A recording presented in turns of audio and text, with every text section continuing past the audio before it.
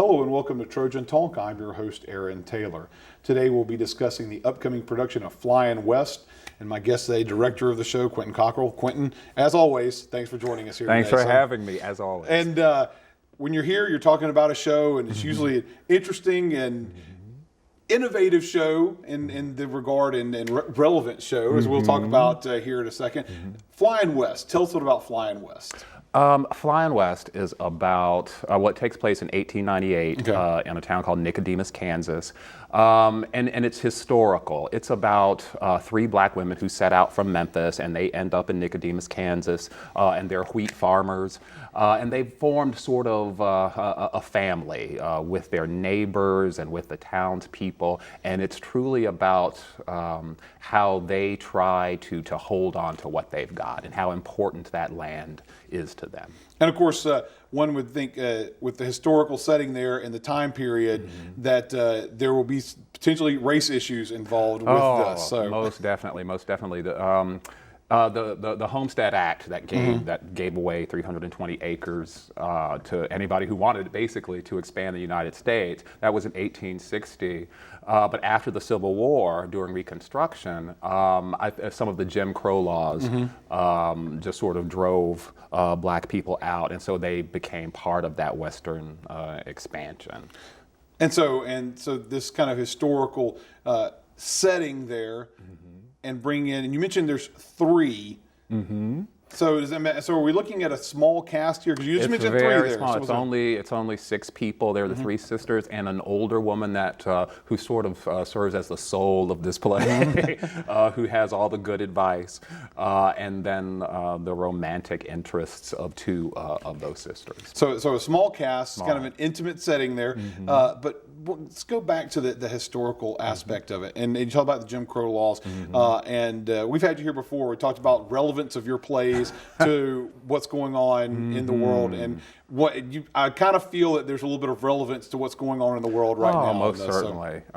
Most certainly. It's the reason these sisters in particular left Memphis when they did was because there was a real historical, it's a real fact that there was a riot in Memphis at the time, and a lot of black people were killed during that. And that is what made one of these sisters decide, I am going to get away from here. So she gathered what was hers and who was hers, and they headed west. So yes, I can see that there is some definite parallels to that time in this. So a good opportunity to see a little historical fiction that might open some eyes to some viewers about what's going on. Most certainly. They say there's nothing new under the sun.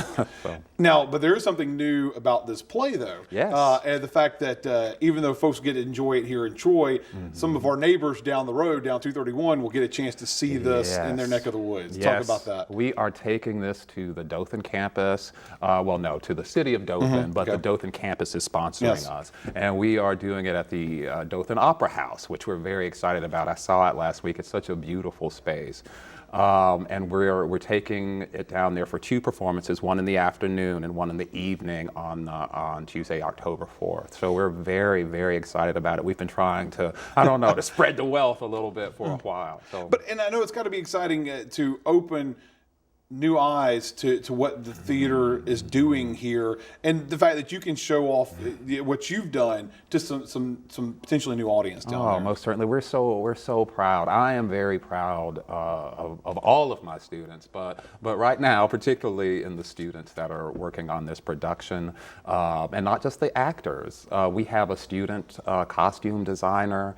We have students involved in every aspect of production, and we want to get them out there, and show other people what it is we're doing here. And we want to provide, entertainment for other communities also. And of course, one would think that this may be the first of many productions that you're going to try to take on the road? Well, that is the plan, at least one a year. And we might have some smaller touring groups that are like Pied Pipers, if people remember those.